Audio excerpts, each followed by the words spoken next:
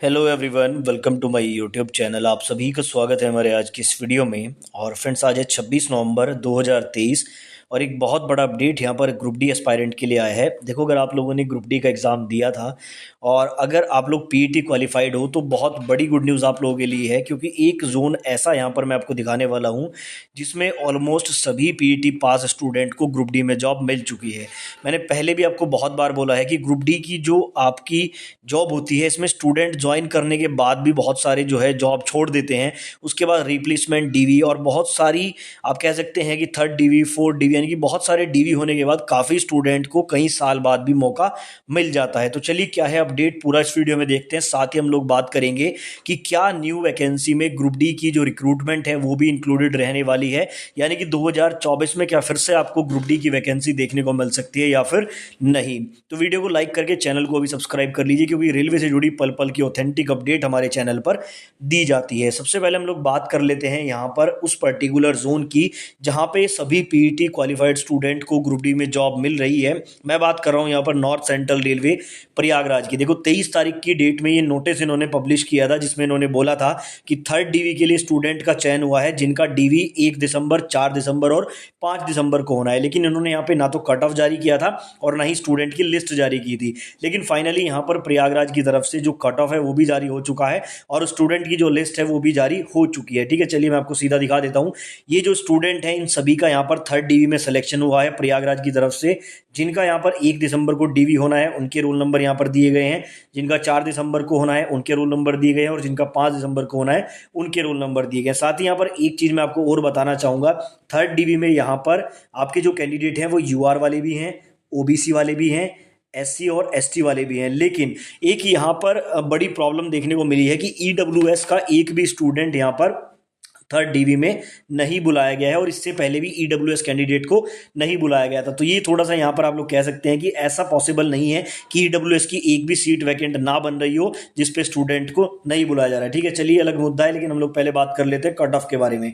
तो इन्होंने यहाँ पे जो है कट ऑफ भी आपका जारी कर दिया है। कट ऑफ जो अब देखो थर्ड डीवी का है, यहाँ पर लिखा गया है third DV cut off marks of candidate shortlisted for document verification. UR का कट ऑफ जो है अब थर्ड डीवी में 66.50 हो चुका है। अभी मैं आपको कंप्लीट कैलकुलेशन भी दिखाऊंगा।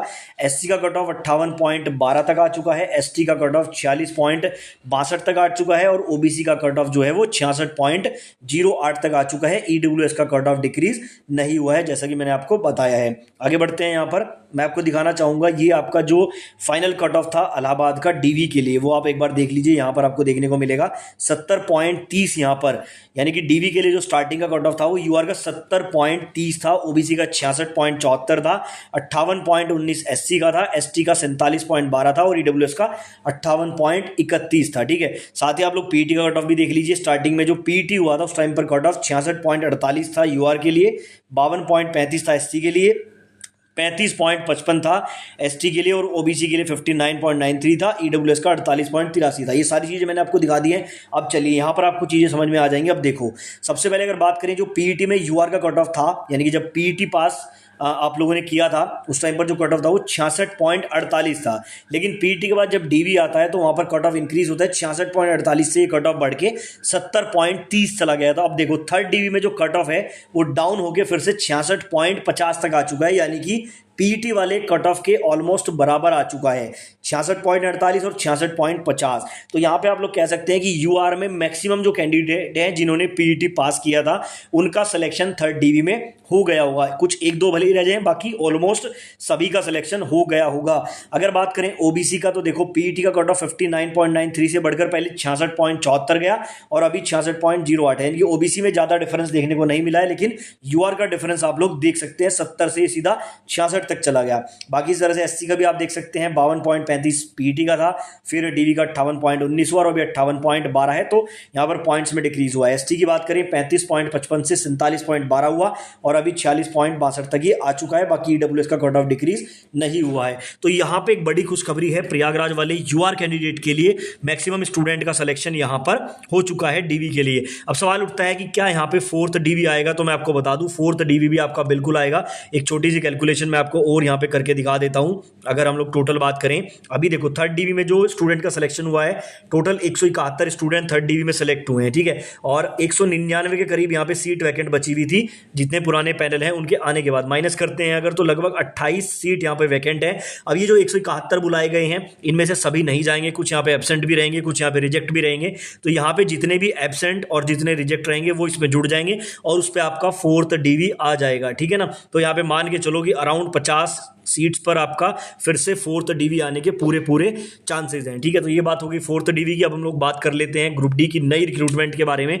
तो जैसा कि काफ़ी स्टूडेंट पूछते हैं कि सर क्या 2024 में ग्रुप डी की वैकेंसी आएगी, तो मैं एक चीज़ आपको यहाँ पर कंफर्म बताना चाहता हूँ कि रेलवे का जो नया रिक्रूटमेंट है वो ग्रुप डी के बिना कंप्लीट नहीं हो सकता है। चलिए यहाँ पर एक आरटीआई मैं आपको दिखाता हूँ। देखो ये कुछ दिन पुराना ही आरटीआई है, ज़्यादा पुराना नहीं है। ये इसकी डेट यहाँ पे मेंशन नहीं है, लेकिन ये मैंने वीडियो बनाया था तब भी मैंने आपको बताया था। इस आरटीआई में बेसिकली पूछा गया था कि कितनी पोस्ट वैकेंट है।